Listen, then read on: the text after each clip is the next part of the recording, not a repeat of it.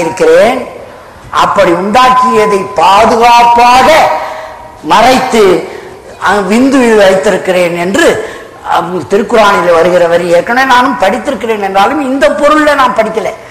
இப்படி விளக்கின உடனே அந்த சயின்டிஸ்ட் தாய்லாந்திலிருந்து வந்தவர், waste, I am a waste, all my findings are waste, அந்த பேப்பரை தூக்கி எரிஞ்சிட்டு பைத்தியம் முடிச்ச மாதிரி கத்தி, no it's wrong, I am wrong, it is totally right, who has founded it, ஊன்னு குச்சான். அப்போ அந்த தாடி மறுபடியும் வந்தாரு, அது அல்லாஹ் தான் சொன்னாருன்னு நல்லா நடிக்க சொன்னாரு. அது டைட்டில் எல்லாம் போட்டாங்க. எல்லாம் படித்த பிறகு கண்ணீர் விட்டு அழுதார் அவர்.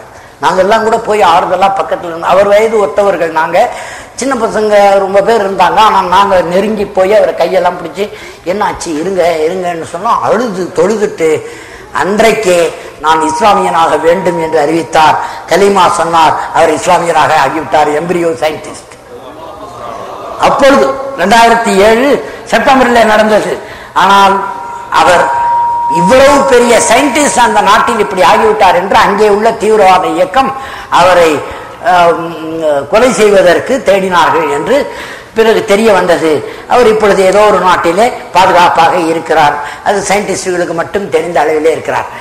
என்னுடைய இந்த விஷயத்தை நான் ஏன் சொன்னேன் என்றால், என்னுடைய துறையிலேயும் பல சிக்கல்களை நாங்கள் கண்டுபிடித்து விட்டதாக மீசை முறுக்கி கொண்டிருந்ததையெல்லாம் திருக்குறானிலும் ஹதீசுகளிலும் படித்து வியந்த விஞ்ஞானி இன்றைக்கு இந்த சமயத்தை, இந்த மார்க்கத்தை ஏற்றுக்கொண்டிருக்கிறேன். என் விஞ்ஞானம் என்னை பிடரி பிடித்து தள்ளியது. அந்த கேள்வி வந்த போது இழுத்தது அல்லாஹ் தஆலா. இறைவன் இருக்கிறானா இல்லையா என்ற கேள்வியை எழுப்பியவன் அல்லாஹ். ஆனால் என்னுடைய விஞ்ஞானம் தான் இந்த மார்க்கத்தை ஏற்றுக்கொள்ள செய்தது என்பதை உங்களுக்கு அறிவிக்கிறேன். இந்த செய்தியோடு இதை நிறைவு செய்து, இப்பொழுது இஸ்லாமியர்களான நீங்கள், இந்த கலிமா இயக்கத்தவர்கள் என்ன செய்யலாம் என்பதை நாம் கொஞ்சம் உரத்து சிந்திக்கலாம். முதல்ல இஸ்லாமியர்கள் என்ன செய்ய வேண்டும்? என் அம்மாவை, என்னுடைய அப்பாவை நரகத்தில் வைத்துவிட்டு நான் இப்பொழுது சொர்க்கத்துக்கு போகிற வழியை அல்லாஹ் தஆலா எனக்கு வழங்கிவிட்டான். இதற்கு யார் மீது பழியை போடுவது? யாரை போய் நான் கேட்கட்டும்?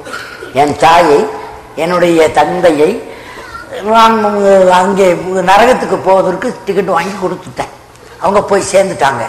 இப்ப நான் மட்டும் இதெல்லாம் ஏற்றுக்கொண்டு மன்னிப்பு பெற்று நல்ல ஒழுக்கத்தோடு நடந்து, எந்த ஒழுக்கக்கேட்டுக்காக பாவ மன்னிப்பு கேட்டேனோ அந்த ஒழுக்கக்கேட்டை மீண்டும் செய்யாமல் இருந்து அல்லாஹ் தஆலாவின் பார்வையில் நான் இருக்கிறேன், நபிகள் நாயகம் நடந்து காட்டிய அந்த வழிகளை ஏற்றுக்கொண்டவன் சுன்னத்தாக வாழப்போகிறேன் என்று நான் தப்பிக்கிறேன் என்று வையுங்கள். இப்பொழுதும் எனக்கு அந்த மனக்குறை இருக்குமா இருக்காதா? என் தாயையும் தந்தையையும் வீணாக்கி விட்டோமே, இதற்கு இஸ்லாமிய சகோதர சகோதரிகளே நீங்கள் பொறுப்பில்லையா? நீங்களெல்லாம் பொறுப்பில்லையா இதுக்கு? என்னை போல் எத்தனை ஆயிரம் பேர் வெறும் மௌடிகத்திலே வீழ்ந்து கிடப்பது, நீங்கள் அறிந்து கொண்ட செய்தியை அவர்களுக்கு அறிவிப்பது, அதனால் நீங்கள் அவர்களை மாற்றி விடுவது என்றெல்லாம் இல்லை. அது உங்களால் முடியாது. ஹிதாயத்து தர வேண்டியவன் அல்லாஹ் தஆலா. நீங்கள் செய்ய முடியாது என்று எனக்கு தெரியும். ஆனால் திருக்குரான் என்று ஒன்று இருக்கிறது என்று காட்டுவது உங்கள் பொறுப்பில்லையா? நபிகள் நாயகம் வாழ்ந்து காட்டிய முறையை சொல்லுவது உங்கள் பொறுப்பில்லையா?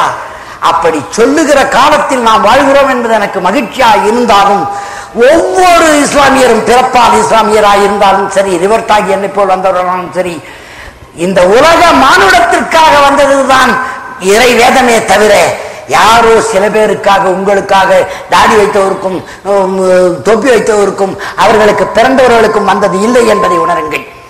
இதை சொல்ல வேண்டிய கடமை நமக்கு இருக்கிறது. அதற்குள்ளேயே நடுவுல சந்து விட்டா நிறைய பேர் பேந்தாடுறாங்க. இன்னும் இதையே கொண்டு போய் சேர்க்கல. இறைவன் ஒருவன் தான் என்பதையே கொண்டு போய் இன்னும் யாரிடத்திலும் சேர்க்கவில்லை. அதற்குள்ளேயே உங்களுக்குள்ளேயே ஒரு தயக்கம் இருக்கிறது. இதை போய் சொன்னா அவங்க என்ன நினைச்சுக்குவாங்களோன்னு இவர் நினைச்சுக்க போறாருன்னு, அவர் நினைச்சுக்க போறாருன்னு இவரே நினைச்சுக்குவார்.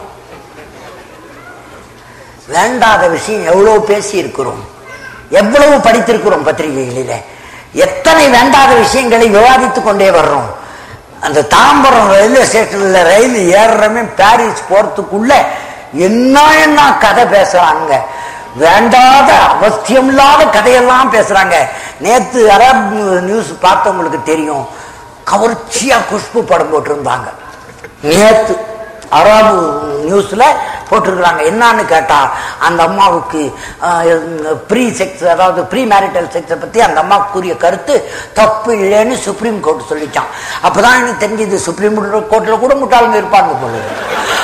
நான் நினைச்சுக்கிட்டு இருந்தேன் அவங்களாம் பெரிய அறிவாளியா இருந்தாதான் சுப்ரீம் கோர்ட்டுக்கு போவாங்கன்ட்டு. அங்க இருப்பாங்க போல, எனக்கு தெரியல. கேட்டாக்கா கண்டெம்ட் ஆஃப் கோர்ட், கோர்ட்டை அவமதிக்கிறாருன்னு நம்ம ஊர்ல. கோர்ட்டை அவமதிக்க வேண்டியதில்லை, அது வெள்ளக்காரன் கட்டின கட்டடம், அதையே நான் அவமதிக்க போறேன். நான் கோர்ட்டை அவமதிக்கவே மாட்டேன். ஆனா இதை மதிக்க முடியலையே என்னால.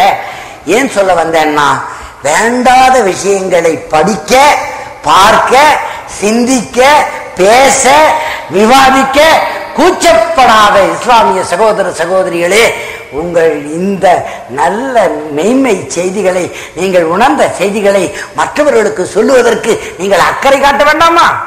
அந்த இந்தியாவை பக்கத்தில் வைத்துக் கொண்டே சொல்றேன். போன முறை வந்த போதே நான் கேட்டேன் எல்லாரையும், இஸ்லாத்தை பற்றி நான் இங்க மெக்காவுக்கு போகணும்னு சொன்னேன். உண்மைதானே, நான் போய் சொல்லலையே. போனோன்னு கேட்டதுக்கு, அதெல்லாம் முஸ்லீமா இருந்தா தான் போக முடியும். நாங்க என்ன சொல்லியிருக்கணும், முஸ்லீம் ஆவுடா போறான்னு சொல்லியிருக்கணும்ல. சொல்லலையே ஒருத்தரும். நானா கேக்குறேன், ஏன் சொல்லலைன்னா, இத சொன்னா நான் என்ன நினைச்சுக்கணும், இல்ல என்னுடைய உறவினர்கள் என்ன நினைச்சுக்குவாங்களோ, நண்பர்கள் என்ன நினைச்சுக்குவார்களோ. நாம ஒன்னும் கள்ளசாராயம் காய்ச்ச சொல்லலையே, நம்ம ஒன்னும் பொய் சொல்லலையே. உள்ளதை உணர்ந்த ஒரே சமூகம் உலகத்தில், உள்ளதை உணர்ந்த, உள்ளவன் ஒருவனே என்பதை உணர்ந்த ஒரே சமூகம் இஸ்லாம் சமூகம் தான், முஸ்லிம் சமூகம் தான். மெய்மையை உணர்ந்த சமூகம். ஆனால் நமக்கு அதை வெளிப்படுத்துவதற்கு ஒரு வேட்கை வரவில்லையே.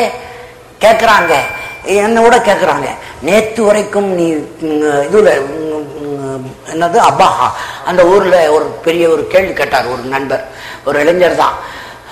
நீ அதுல இருந்து இதுல வந்துட்டியே, அதுல நிறைய பேரை நாத்திகரா நீ உன் பேச்சு கேட்டு பல பேர் மாறி இருப்பானே, இப்ப நீ இப்படி வந்துட்டியே, அவங்க கதியெல்லாம் என்ன ஆகுறது, அவன் அங்கேயே இருப்பானே, அவன் என்ன ஆவறதுன்னு கேட்டான்.